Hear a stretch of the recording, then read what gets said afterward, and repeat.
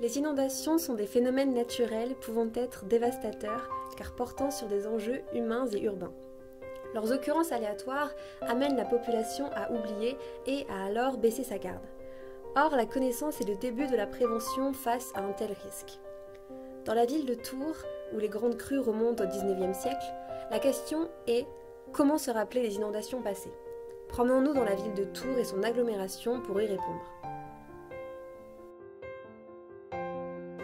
La première action faite par la ville dans le but de raviver la mémoire des citoyens est la commémoration. Avec ses repères et laisses de crues, Tours constitue un témoignage permanent des inondations passées, mêlant traces naturelles et traces créées par l'homme.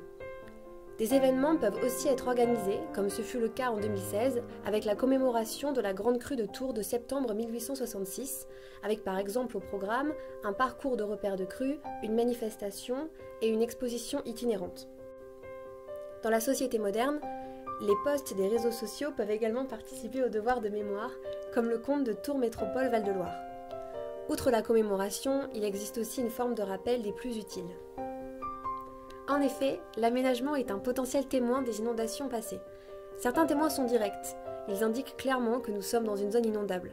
Par exemple, à Saint-Pierre-des-Corps, on peut remarquer la transparence de certaines constructions, des digues le long des cours d'eau et des installations électriques en hauteur. Cependant, certains aménagements sont beaucoup plus implicites et nécessitent les explications d'une personne avertie. Par exemple, la partie boisée des anciennes maisons était construite en hauteur pour éviter que l'eau ne monte par capillarité.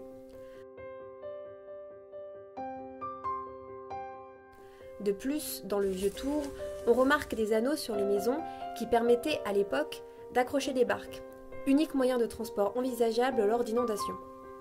Dans des quartiers plus récents, des témoins peu visibles peuvent aussi être décelés. Le niveau du sol était celui de la maison lorsque le quartier des Deux Lions n'était pas encore construit et surélevé.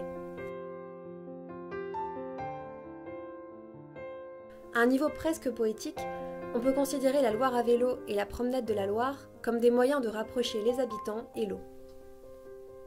Néanmoins, tous les rappels cités précédemment doivent être révélés par le biais de la sensibilisation. Elle peut tout d'abord passer par des expositions, mais il existe d'autres façons plus ludiques pour éveiller les consciences populaires face au risque bel et bien présent d'inondation. Nous pouvons imaginer des sorties en bateau sur la Loire pour éduquer les plus jeunes et les moins jeunes. Aussi, il nous semble essentiel de proposer des activités dans la ville accessibles à tous les citoyens.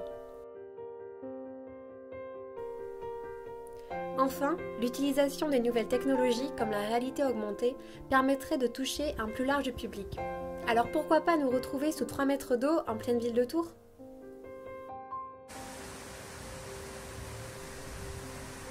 La mémoire des inondations est une notion fondamentale pour garder une population avertie des risques présentés par son territoire de vie. Elle passe par une commémoration des crues passées, un aménagement spécialisé ou encore par des actions de sensibilisation. Tous ces éléments doivent être liés pour permettre une transmission mémorielle et ainsi pour ne pas que le risque s'oublie.